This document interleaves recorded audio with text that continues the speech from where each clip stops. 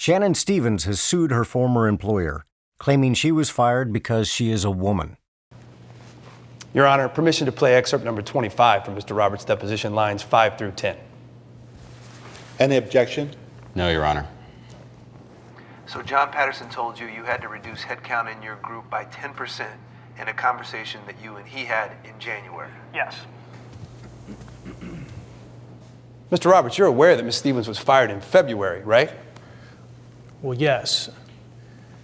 But when I said that in my deposition, I was just guessing. I wasn't really sure when John and I had had that conversation. Mr. Roberts, were you given a copy of your deposition shortly after it was taken? Yes. And was that copy a word-for-word transcription of every question you were asked and every answer that you gave during your deposition? Yes, but... And weren't you given plenty of time to make any corrections that you deemed necessary in order to render that testimony accurate? Yes. And you, in fact, made some changes to some of your other answers, didn't you? Yes, I did. But you didn't change a word of that answer, did you? No. Let's take a look at what Pete did wrong and how his mistakes and the company's misfortunes could have been avoided if he had followed just a few simple rules for testifying at a deposition. Rule number 1, always tell the truth. Although depositions often take place in a conference room or other informal setting, you should never forget that it is a formal proceeding under oath, and that your testimony at deposition carries with it all of the significance, as if you were sitting in a court of law before a judge and a jury. Rule number 2, don't volunteer. So what happened next? Well, one day John Patterson came to me and said, we need to reduce the company's headcount, and you have got to cut your group by 10%. Did he? Yeah, he did. And so I took a look at each of the 10 managers in the group, who was handling which accounts, who was bringing in what revenue. That's how I made my decision that Shannon Stevens was the one who we had to let go. When did that conversation occur? You know, it's been a few years now, and I don't recall the date. Mr. Roberts, is it your testimony that you can't remember when your boss came to you and told you you had to fire one of only 10 people you supervised? Look, I'm 90% sure that John and I spoke in my office at some point in January, so I'm going to say January. I'm not saying that at all, and I remember the conversation clearly. I'm just not sure of the exact date. Having had a chance to think about it, I believe John and I had that conversation at some point in January. Your job in your deposition is to take your time and to listen very carefully to each question and to answer only the question that you are asked. Let's see how a more careful and thoughtful witness would have handled the questions Pete Roberts was asked at his deposition. Mr. Morgan, what is your position at Patterson, Baird & Company? Vice President, Account Management. What are your primary responsibilities? I supervise the firm's account managers. Was Shannon Stevens one of the account managers you supervised? Yes. Is Ms. Stevens still employed by Patterson Baird? No. Why not? She was let go.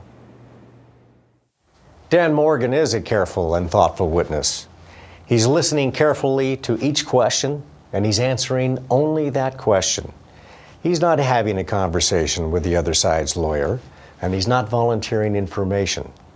As a result, Dan is calm and in control of his deposition. Rule number 3, don't speculate. As Pete Roberts learned the hard way, speculating at a deposition is dangerous and can and probably will be used against you and your company at trial.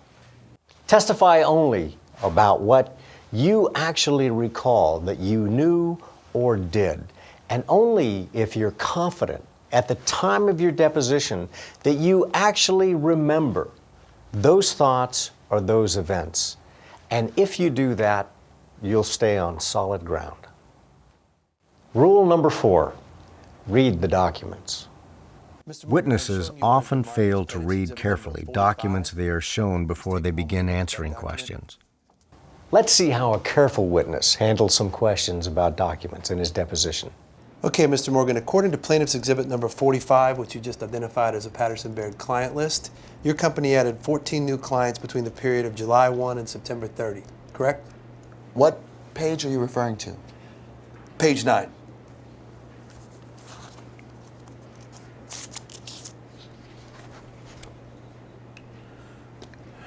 This document states on page 9 that Patterson Baird added 12 new clients between July 1 and September 30.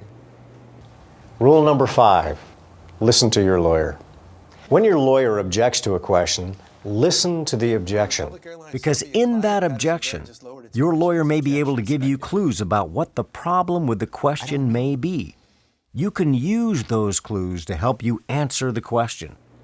Did anyone from Republic Airlines ever complain to you about your failure to deliver an ad spot in time to be broadcast on a particular television program? Objection, vague and ambiguous and lacks foundation. I don't recall that. Are you saying no one at Republic Airlines ever made such a complaint during the entire 12 years the company was your client? Objection, vague and ambiguous, lacks foundation, and asked and answered. Your question is difficult to answer because it is so general. Could you be more specific with regards to the time frame, ad spot, or the television program? Even if your lawyer can't state the basis for his or her objections in your deposition, you can still take clues from those objections to help you answer the question. You now know several of the most common types of problems with deposition questions. Questions that ask you to speculate or guess. Questions that lack foundation. Questions that have been asked and answered, and questions that are vague or ambiguous.